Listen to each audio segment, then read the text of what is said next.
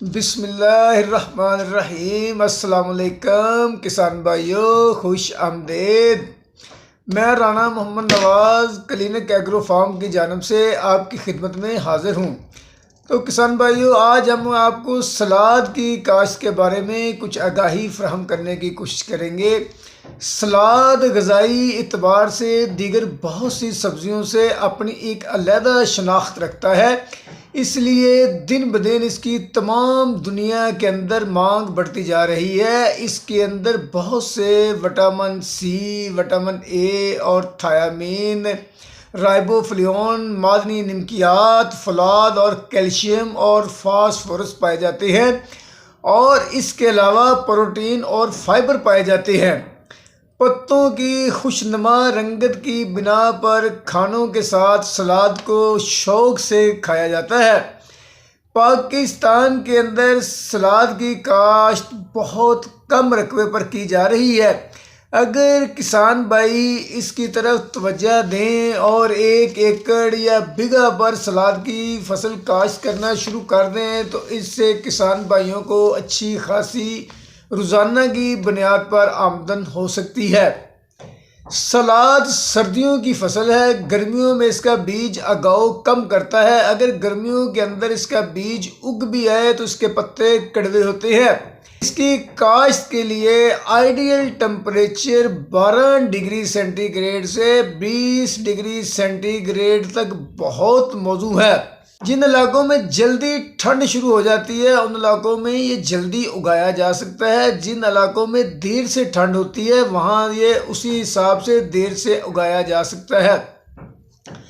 अब आ जाएं कि सलाद की काश्त के लिए ज़मीन की तैयारी कैसे करनी है।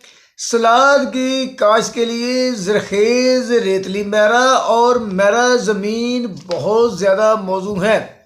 उसके अलावा बहुत ज़्यादा कलराठी और बहुत ज़्यादा रेतली ज़मीनों के अलावा हर ज़मीन पर आप सलाद की काश्त कर सकते हैं। सलाद की काश्त के लिए ज़मीन को तैयार करने से पहले उसमें को 2-3 ट्राली गोबर की रूढ़ी डाल लें और उसको अच्छी तरह हल चलाकर ज़मीन के अंदर मिक्स कर लें।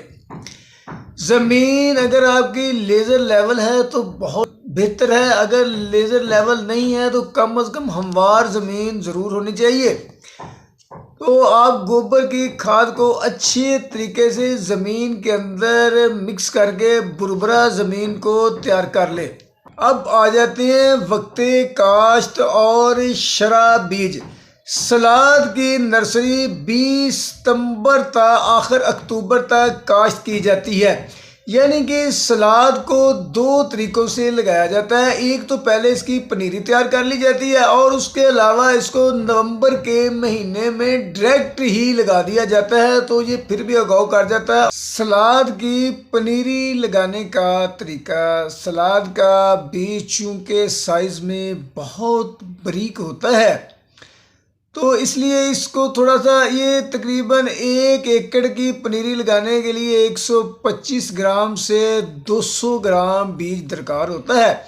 आप इसमें कुछ रेत मिलाकर इसको बढ़ा लें ताकि जो छटा करना है वो आसानी से आप कर सकें। सलाद की 1 एकड़ की पनीरी लगाने के लिए तकरीबन 3 से 4 मरला जो जगह है यही दरकार होती है। आपने सलाद की पनीरी लगाने के लिए ज़मीन को अच्छी तरह हल चलाकर नरम कर लेना है और उसके ऊपर आप ज़मीन से 8-9 इंच की ऊंचाई पर ना बेड बना लें। 2.5-3 फुट चौड़े बेड बनाते जाएं, उनके ऊपर लाइनों के निशान लगा लें और लाइनों के अंदर बीज का घेरा करते जाएं और फिर उसको आप किसी खोरी से या जो गली सड़ी खाद होती है गोबर सी उसको छट्टा करके उसको ढाँप दें और उसके ऊपर फुहारे की मदद से पानी लगाते रहें। तो इस तरीके से आपका पनीरी का जो बीज है वो काश्त हो जाएगा और बड़े अच्छे तरीके से उगाव कर जाएगा। सलाद की काश्त के लिए आपने इस तरह खेलियाँ बना लेनी हैं जिस तरह आप आलू या मटर वगैरह लगाने के लिए खेलियाँ बनाते हैं। तो खेलियों के दोनों जानब आपने 7-8 इंच के फासले पर सलाद की पनीरी के पौधे लगाते जाना है। अगर पनीरी नहीं लगा रहे हैं तो फिर आप बीज के चोपे लगाते जाएं।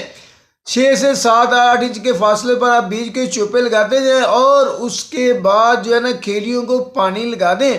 और इस बात की एहतियात रखें कि जब आप बीज के चोपे लगा रहे हैं तो जो पानी लगाना है वो जो है ना उसकी नमी बीजों तक पहुँचे, बीज जो है ना वो पानी के अंदर डूबने ना पाए।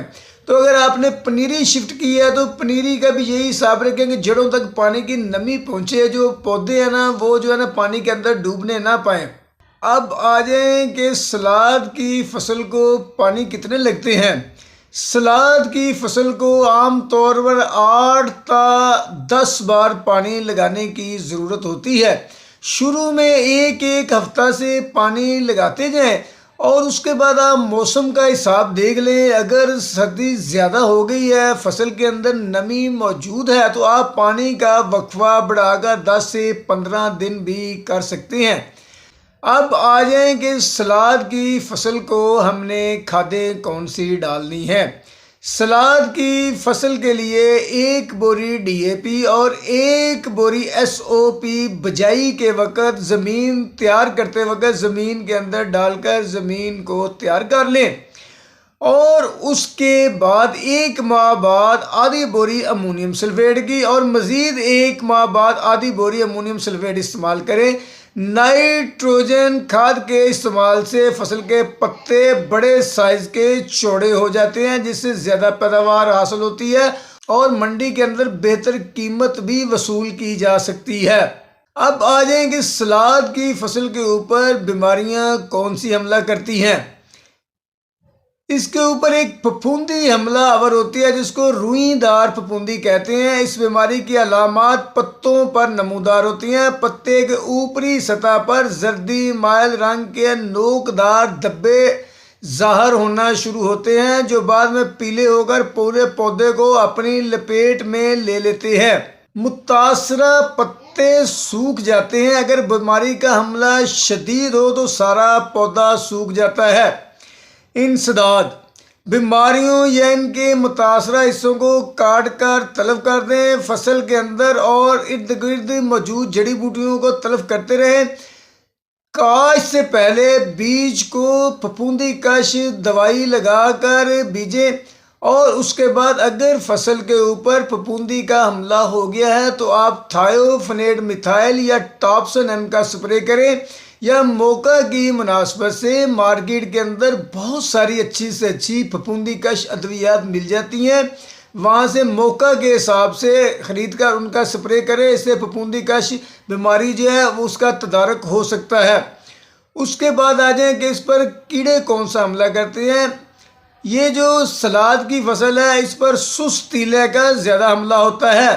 सुस्त तेले के बालग बच्चे पौधों के पत्तों के निचली जानिब अंडे दे देते हैं और वहाँ ही ये परवरिश पाते हैं और ये रस चूसकर पत्तों को कमज़ोर करते हैं और एक काला मादा सा लेसदार जो है ना मीठा सा वो पत्तों के ऊपर छोड़ दे जाते हैं जिसके ऊपर कई सारी फफूंदियाँ आने का खदशा होता है। तो शदीद हमला की सूरत में आप इसके तदारक के लिए आप थायामेथाक्सम 25 WD बासाब 24 ग्राम फी एकड़ के हिसाब से स्प्रे करें या इसके अलावा कार्बोसल्फान की स्प्रे करें या इसके अलावा क्लोरोपेरिफास 500 मिलीलीटर फी एकड़ भी आप स्प्रे कर सकते हैं या इसके अलावा आप एमामेक्टिन भी इसके ऊपर स्प्रे कर सकते हैं या अमीडा क्लोपर्ड प्लस एमामेक्टिन मिलाकर भी स्प्रे कर सकते हैं। इस तरह आपको ज़री अद्वियात की दुकानों से बहुत सारी जहरें मिल जाएंगी जो कि सुस्तेला को ख़त्म कर देती हैं। तो हम मौके की मुनासबत से फसल की मुनासबत से जो अच्छा जहर है उसका इसके लिए स्प्रे कर दें। तो किसान भाइयों, अगर आप सलाद की फसल को अच्छे तरीके से परवान चढ़ा लेते हैं तो ये आपको अच्छा खासा मुनाफा देने वाली फसल है। तो किसान भाइयों, इसके साथ ही हम आपसे इजाज़त चाहते हैं। अगर आपको हमारी ये वीडियो पसंद आई है तो प्लीज़ इसको लाइक और शेयर ज़रूर करें और प्लीज़ हमारे चैनल को सब्सक्राइब ज़रूर कर दें।